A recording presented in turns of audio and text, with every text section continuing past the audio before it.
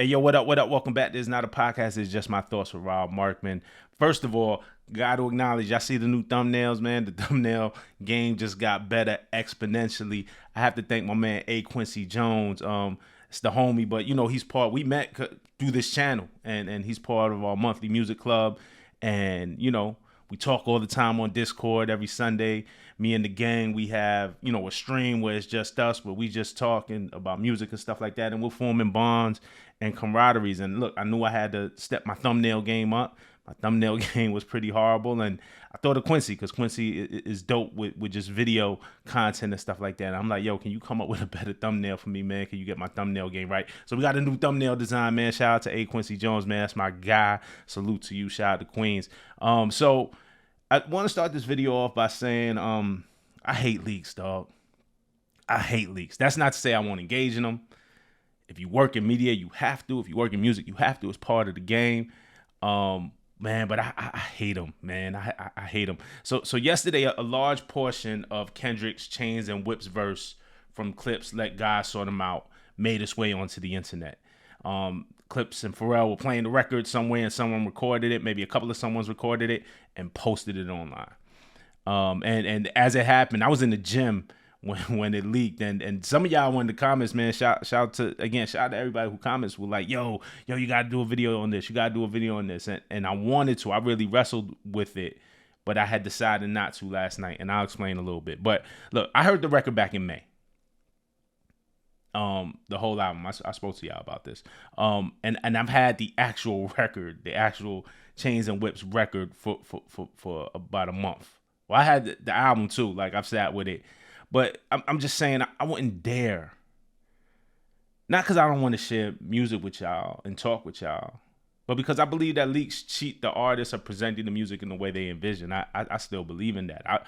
I wouldn't want to be the one that something leaked from, because sometimes it's an accident, sometimes it's intentional, but I just want to be the one, because you it's like taking a cake. It's like when you baking a cake and you take the cake out the oven before it finished baking. The cake it don't come out the way it was meant to come out. On the flip side, Clipse and Pharrell did play the record in the public space, so you have to expect that the chance of someone leaking something out increases exponentially, right? Anyway, verse is crazy. Kendrick went crazy. The whole GEN rhyme scheme is wild. But I'm gonna wait to break it down. I was gonna rush to break it down yesterday when I was in the gym, and then when I got home, I'm like, nah, I'm gonna wait, man. And the fact of the matter is, if I do my breakdown now, I probably get more traffic, right? The algorithm rewards you for being first, rewards you for being early. But I'm gonna wait until we're all on the same page with the record. I'm gonna hold out as long as I can, and for everybody who had the chance to listen. So we're gonna do that verse experience somewhere down the line. What I will say, and what I'll stand on, and how I'm gonna get into really what we're gonna talk about today, is that I combed the verse looking for the defamatory part. Is Kendrick talking his shit? And I told y'all I didn't hear anything defamatory from the beginning. Is Kendrick talking his shit? Absolutely. He is absolutely talking his shit on this verse. Does it defame Drake or defame anyone? Nah, I just didn't hear it. And I said, if you watch my videos, I done said that from the beginning. I don't think this verse is what everybody thinks or is expecting. But according to Pusha T, and this is what we're getting into today. According to Pusha T, the line that Def Jam took exception to, because remember, Def Jam wanted the Kendrick verse censored or taken off, right? And he spoke to GQ about this. GQ broke the story. Shout out to Fraser Tharp. But according to Pusha, the line that Def Jam took exception to is a line where Kendrick said the word or the phrase trump card. All right, follow me. Clipse appeared on the New York Times Popcast with John Caramanica and Joe Cascarelli. Shout out to those guys. I've been on that show before.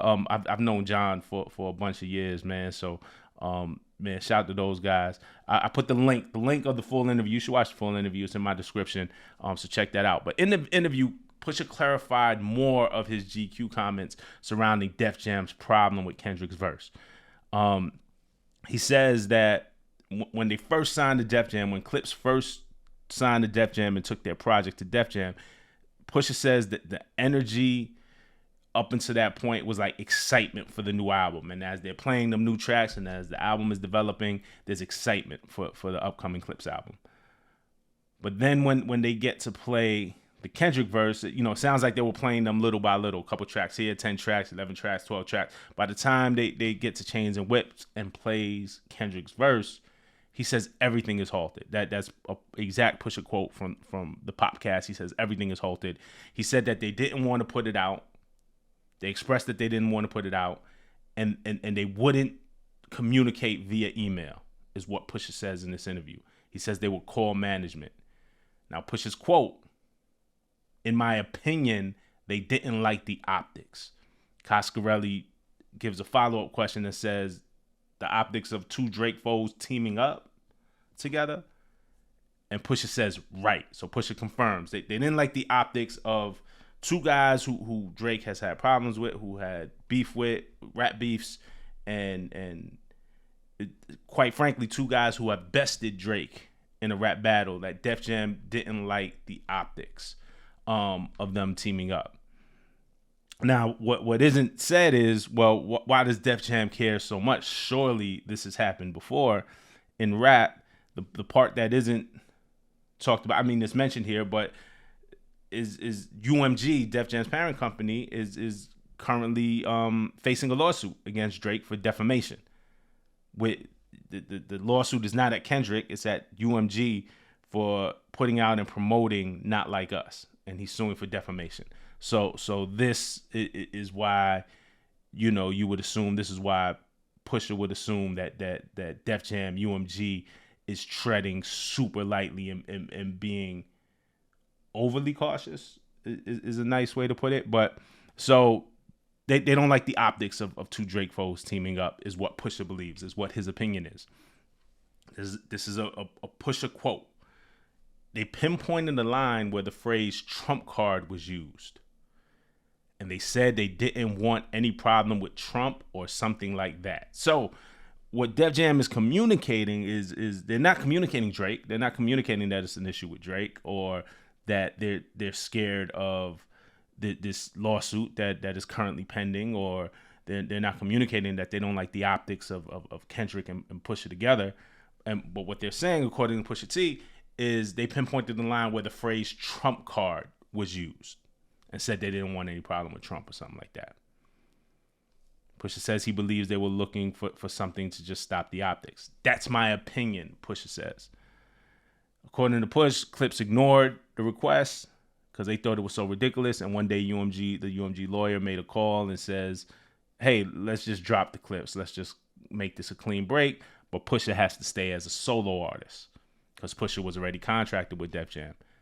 That didn't work for Push. The assumption being, he didn't say it out loud, but the assumption being, well, if I feel like you can't treat my group fairly, why would I still want to be in business with you solo?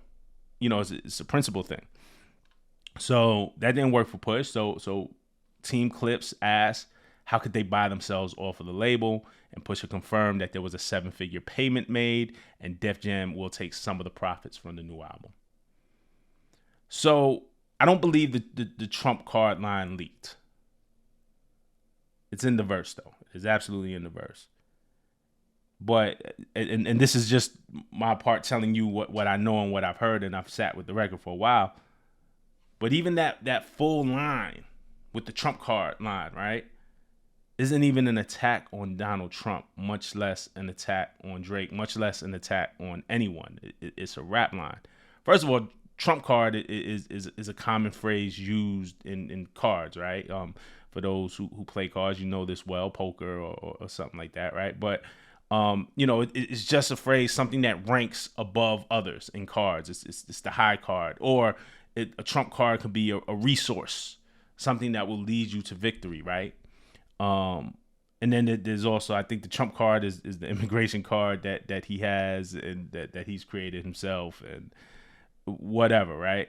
It could be a double. There could be a double in there. It's Kendrick, so it could be a double. But it's just not a diss. like I've heard, it's not a diss, it's not an insult, it's not defamatory. Seems like a silly reason to not want to put out a Clipse album to me.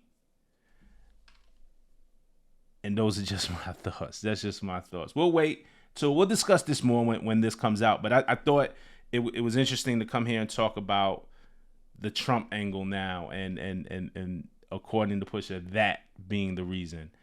I don't know. Those are just my thoughts. Hit me in the comments. Let me know what you think. All right. To the next time. Peace.